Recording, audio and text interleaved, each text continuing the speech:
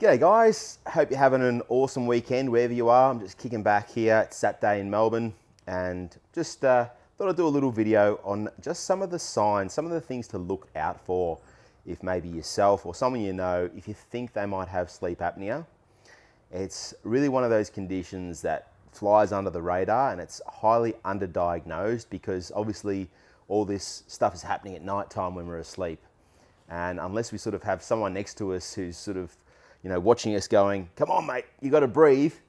A lot of the time it does go underdiagnosed. So these are some real key indicators, things to look out for, and I'm just going to run through the list, all right? So the first one is loud snoring. So you've heard that saying, where there's smoke, there's fire, and if sleep apnea is the fire, then certainly loud disruptive snoring is the smoke. The next one is excessive daytime sleepiness. So just feeling knackered all the time. If you're someone who's, when you're driving, you feel like you always want to fall asleep, especially at the traffic lights or if you're in traffic, or whenever you sit down on the couch, in the evening time when you're watching the news, that's excessive daytime sleepiness. Unless you're a nana, you shouldn't need to have nana naps of a daytime just to get by. The next one is if you ever wake up sort of choking or having that gasping sensation, if your heart's racing and you sort of wake up in having like those sweats and those little panic attacks almost, that's a key indicator that something's going on. Or obviously if anyone ever says to you, did you know you hold your breath of a night time? As soon as someone says that to you, you can pretty much just mark it off in the book that you have sleep apnea. It'll just be a matter of how severe it is. The next one, what we call nocturia, or frequent toilet visits during the night time. If you're someone who gets up and goes to the toilet 2 or 3 times a night, there could be some underlying sleep apnea going on. Morning headaches, dry throat, that dry, raspy throat, that's another big one as well. Morning headaches because of the low blood oxygen content. So from when we're holding our breath and there's not much oxygen getting in, and obviously a dry throat from all the that sort of a thing. So dry, raspy throat is a big one. If you're having difficulty concentrating and you're always forgetful, if your mind's not sharp and you're just feeling a bit, I call it the sleep apnea fog, where you're just in this sort of hazy fog. Your sleep is so fragmented due to all the interruptions because of the sleep apnea that your brain's just not getting that recharge of a night time. It's not getting the sleep that it needs, and so because of that, it's hard to focus. All right, so that's a tricky one because it's hard to know whether or not we're just a bit slow or whether or not there's something actually going on. But if you're constantly forgetting stuff and you just have that real hard time solving problems or working out things or concentrating, then that's another one. Mood changes, depression, irritability, if you're really short-tempered all the time.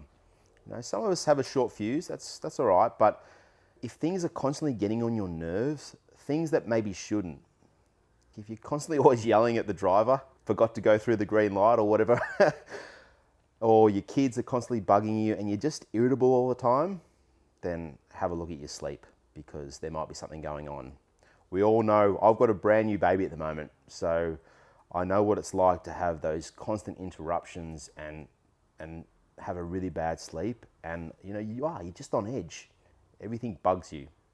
So have a look at your mood.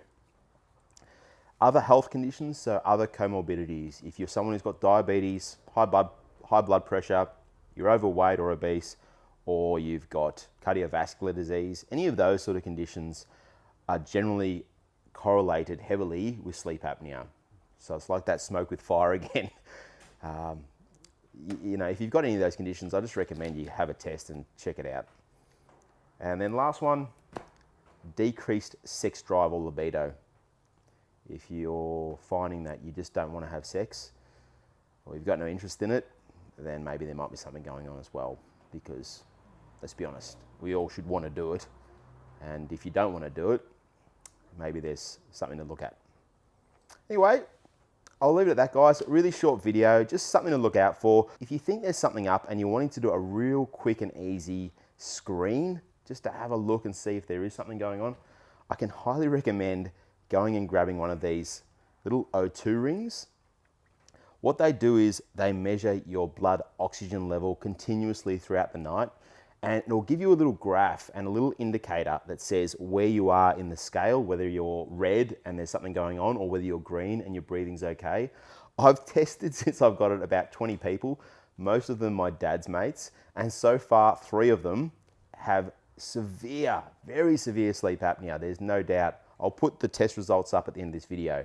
Amazing way to screen yourself, especially if you don't want to be, going and seeing the doctor or booking in for a hospital sleep study, or you don't want to go to all the hassle. If you just want a convenient screen, O2 ring. Anyway, I will leave it at that. I'm sure you've got better things to do than watch me ramble on about sleep apnea. So have a good day. If you like the video, I always appreciate all those thumbs up and likes. Until next time, guys, have a great weekend, and I'll see you soon. Bye. Okay, so you're looking at my SpO2 results here. So this is my blood oxygen levels throughout the night.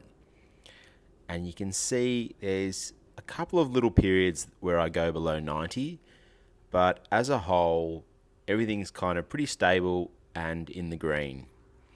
And now we'll have a look at one of my dad's mates' results, and you'll be able to see a big difference. Alrighty, and here we have dad's mates' results, and as you can see, there's just a massive difference between mine and his.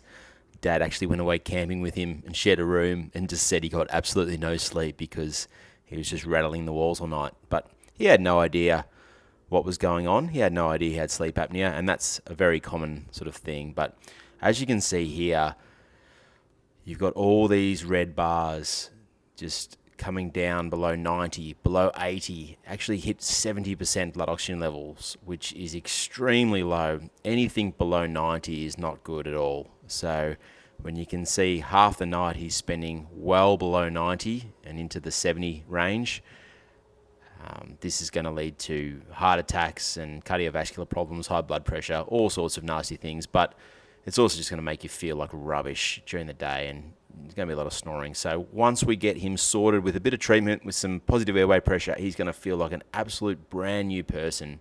Anyway, that's just sort of some of the test results, and you can sort of see quite clearly the difference between someone who's breathing well, that was me, and dad's mate. Cheers.